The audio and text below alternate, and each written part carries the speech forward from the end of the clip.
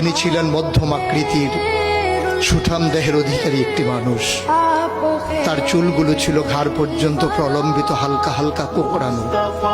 তিনি যখন চুলের ভিতরে তৈল দিয়ে আছড়াতেন মনে হতো মৃদুমন্দ ঢেউ দেখা যায়।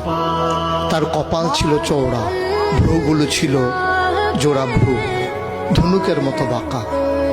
চোখের পাতাগুলো ছিল ফুটন্ত গোলাপের গোলাপি রঙের এক একটি পাপড়ির মতো। তিনি কখনো বা যখন চোখের পলক ফেলতেন মনে হতো মৃদুমন্দ বাতাসে গোলাপ পাপড়ি যেন দোল খাচ্ছে। তার চোখের সাদা অংশ ছিল রক্তিমাভ সাদা, কালো অংশ ছিল কৃষ্ণ কালো।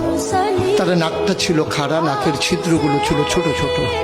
নাকের নিচে ছিল সরু চিকন গোঁফ, গোঁফের নিচেই সেই গোলাপি রঙের ঠোঁট। তার ঠোঁটগুলো যখন কখনো বা মুচকে হাসত, গোটা পৃথিবীর মানুষ অবাক বিস্ময়ে দেখত গোটা পৃথিবীতে যেন বিজলি চমকিয়েছে। তিনি কখনো বা যখন এই রাস্তা দিয়ে হেঁটে যেতেন, 1 মাস পরেও কখনো যখন সাহাবা হাঁটতেন, তার গায়ের জান্নাতি গন্ধ তারা পেতেন।